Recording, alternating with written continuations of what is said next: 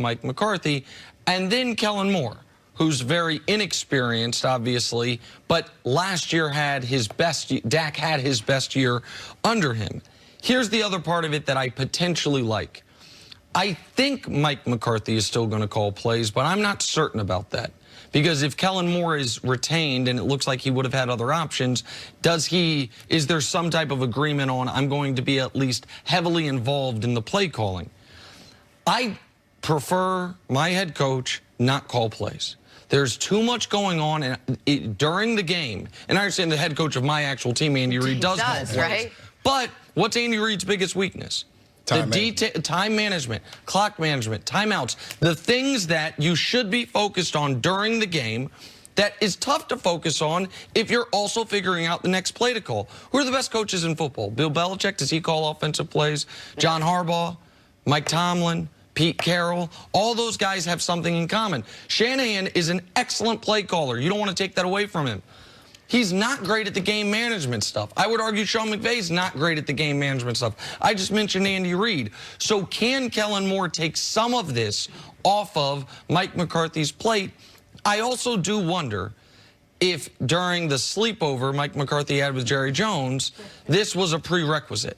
It was, listen, you can make your entire staff, except I would really, really appreciate if you keep Kellen. Jerry Jones has a history of wanting guys who played for him to be involved in the coaching operation in some way, shape, or form. Obviously, they bring in Kitna last year. Kellen Moore gets elevated to offensive coordinator. So I think this was probably an ask from Jerry Jones that Mike McCarthy acquiesced to, because what you see from the rest of his staff, it's like, oh, so he wants long-time NFL head coach, guys with coaching experience. John Fossil, a coach's son, who did a great job with special teams in Los Angeles. Mike Nolan, who'd been a head coach before, been around another coach's son, by the way, been around the league forever. And Tom Sula, who'd been a head coach in San Francisco and been around the league forever.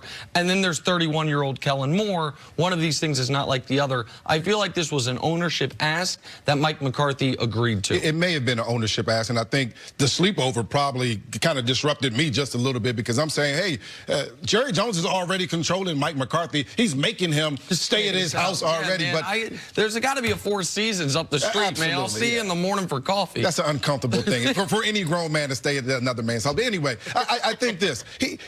If you're Kellen Moore and you just got the best season of his career out of Dak Prescott, I think you deserve an opportunity there. I think you deserve an opportunity to be on the staff, to continue that relationship with Dak. And I think Mike McCarthy probably should want Kellen Moore on that staff, because just for those reasons you mentioned, it's going to take some pressure off of Mike McCarthy to call plays. And listen, he may not call play all season long, but in a critical situation, Kellen Moore may be called upon to call plays. Or really, even if there's a situation that Mike McCarthy's dealing with something on the defensive side of the ball, Kellen Moore may be called upon to call plays, and he has confidence that he has a competent guy that was able to do it the year before with Dak Prescott that has that ability. Who has a better idea of what's on that football team right now than Kellen Moore, the guy that called plays? And so I think this is a smart hire for Mike McCarthy. I think it's a great hire for the Dallas Cowboys, and really for Dak Prescott, who's going to get a lot of coaching from Mike McCarthy. I think this is a good hire, because now you can kind of balance that out with Kellen Moore. And the issue with Dallas last year was not their ability to accumulate yards or accumulate points. They averaged more than 25 points a game. They averaged more than 400 yards of offense a game. Teams like that always make the playoffs historically, unless you have a horrific defense, which Dallas did not. The issue was the inability to beat good teams, situational play calling, which, by the way, is something McCarthy had struggled with as well. So those two guys need to put their brains together and figure that out. And in the key spots, who are we giving the ball to? And so that is something Kellen Moore can learn from, and I would imagine Mike McCarthy can learn from as well. All right, let's move on.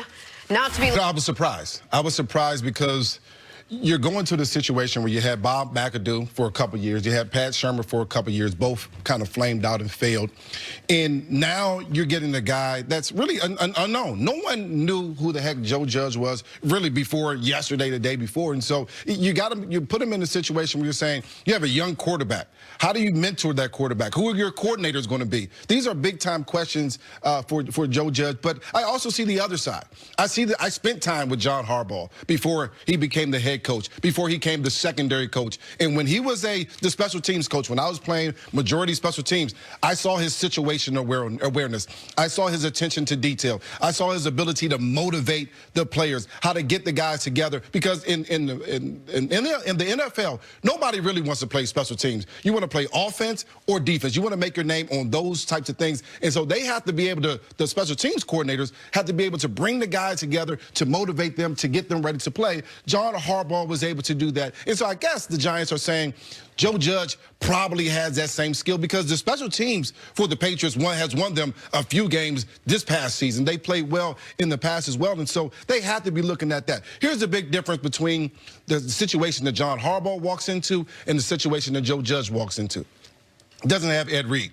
Doesn't have Ray Lewis, 2 Hall of Famers. Doesn't have Terrell Suggs, potentially a Hall of Famer. Most importantly, he doesn't have Ozzie Newsome, who is the best GM in football at this point in time. And so these are the questions that they're going to have to answer after they hire Joe Judge. Big-time questions in New York. To me, there's 2 discussions about this. One is about the person, Joe Judge. I don't know Joe Judge. I'm very happy for him. From all reports, he's worked incredibly hard. He has learned under Nick Saban and Bill Belichick, and the Patriots unit, to me, that was the most standout, impressive, head and shoulders better than everyone else in the league, aside from their kicking part of it, was their special teams last year. They were the best pump blocking team I can ever remember. Jerry Jones had a damn near meltdown after that game because Joe Judge's special teams units gave Jason Garrett's special teams units such fits in that game. And I do think, as a general rule, special teams coordinators should get more opportunities because what I have heard from people who played for John Harbaugh talk about how he was able to take a holistic approach to the team, not focus on one side of the ball, and how that helped them. So I don't think this is necessarily a bad hire. It's a risky hire. The Giants are putting themselves in a position where somehow they could be on another new head coach in a couple years, so maybe it's not the hire I would have made. But Joe Judge, good for him. I'm happy for him. The other conversation is, it is so frustrating that people that look like Joe Judge are the only people that get to take this career path. That we are in a league that is over 60% black and less than 10% of the coaches are black. And he became Joe Judge because it's like, wait, who? He became the poster boy for this. This is not his fault. And by the way, the Giants are allowed to hire on an individual basis whomever they want. This is not the Giants' fault. It is just another reminder that there's a systemic problem in this league when it comes to giving non-white guys opportunities to be head coaches. And we can go down the list. Yeah, of course, Eric Bieniemy should be a top candidate. Doug Peterson was Andy Reid's right-hand man. He got a job. Matt Nagy was his right-hand man. He got a job. Eric Bieniemy is his right-hand man for the best offense Andy Reid's ever had. And all of a sudden, it's a problem. Well, Andy calls the plays. Wasn't no problem for Peterson. Wasn't no problem for Nagy. Byron Leftwich. He takes Jameis Winston. Had more passing yards this year than any quarterback in the history of football not named Peyton, Breeze, Brady, or Roethlisberger. He's not even considered. Leslie Frazier took a team with Christian Ponder as the quarterback to the postseason. He's been relegated to be a coordinator for damn near a decade since one bad year after that.